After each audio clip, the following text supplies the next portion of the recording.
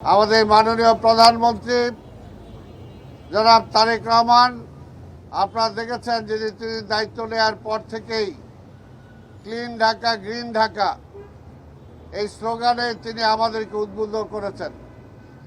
তাই আমরা জনগণকে আহ্বান জানাবো যে আপনার ঘর যেমনি আপনি পরিষ্কার রাখেন, আপনার আঙিনা যেমনি আপনি পরিষ্কার রাখেন, ঠিক একইভাবে আপনার সামনের রাস্তাও আপনি পরিষ্কার রাখবেন।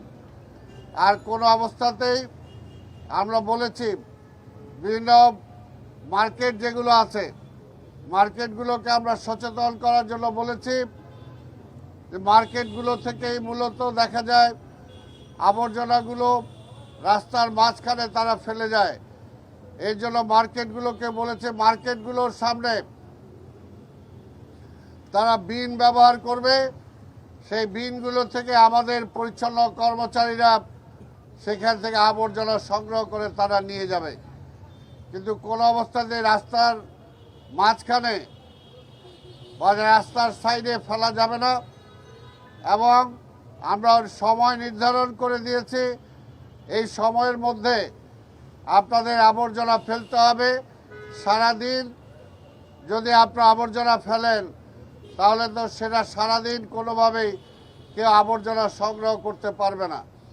আর আমরা পাশাপাশি সাংবাদিক ভাইদের মাধ্যমে ভাসমান যারা আছে, পথচারী যারা আছে, হকার যারা আছে, তাদেরও দৃষ্টি আকর্ষণ করব।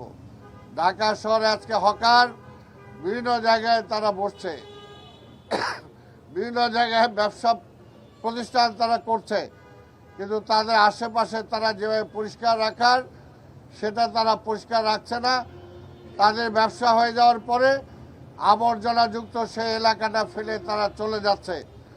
তাদেরকেও বলেছি যে সেই আবর্জনাগুলো একটা জায়গায় তাদেরকে সংরক্ষণ করতে হবে, নাহলে আশেপাশে যেখানে আবর্জনা ফেলার জায়গা আছে সেখানে তাদের সেই আবর্জনা ফেলতে হবে।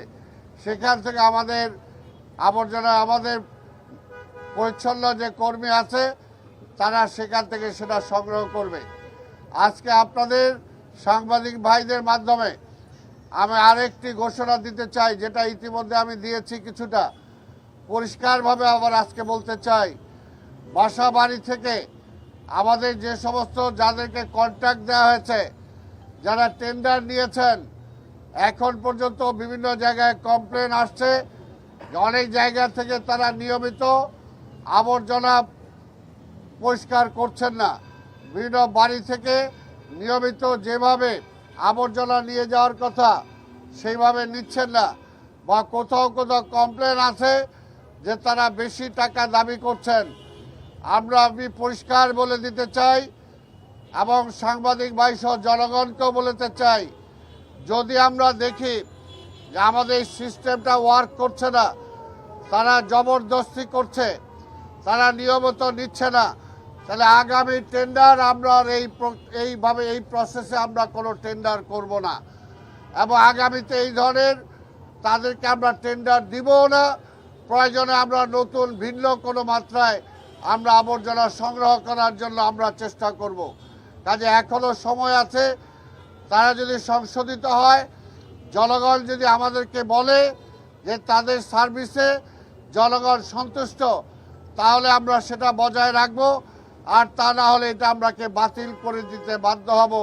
আমি আপনাদের মাধ্যমে এটা যাতে প্রচার পায় এবং সবার কানে যায়, সেটার জন্য আমি আপনাদেরকে অনুরোধ করব। আমি আর বক্তব্য দীর্ঘায়িত না করে আমি আবার আজকে যে আমাদের মাসিক প্রথম সপ্তাহের শনিবার ক্লিনিং ডে এটা আমরা ঘোষণা করেছি। আমরা আশা করি ঢাকা মহানগরের প্রতিটা নাগরিক একদিনের জন্য হলেও আপনার রাস্তায় নেমে আসবেন, আপনার আবাসিক স্থল আপনি পরিষ্কার করবেন, আপনার মার্কেট পরিষ্কার করবেন, আপনার ব্যবসা প্রতিষ্ঠান পরিষ্কার করবেন। অন্তত মাসে একদিন যদি নিরবিচ্ছিন্নভাবে সব জায়গা পরিষ্কার করা যায়, তাহলে দেখা যাবে এটা একটা বিশাল একটা প্রভাব পড়বে। তাই ভাইরা আমার, আমরা আপনাদের সহযোগিতা চাই, জনগণের সহযোগিতা চাই, সাংবাদিক ভাইদের সহযোগিতা চাই, প্রত্যেকটা সেক্টরের মানুষের আমরা সহযোগিতা চাই, যাতে এই নগরকে আমরা পরিচ্ছন্ন রাখতে পারি, বসবাসযোগ্য রাখতে পারি, ক্লিন এবং গ্রিন ঢাকা হিসাবে আমরা রূপান্তরিত করতে পারি। সেটার জন্য আমি আপনাদের সবার সহযোগিতা চাই।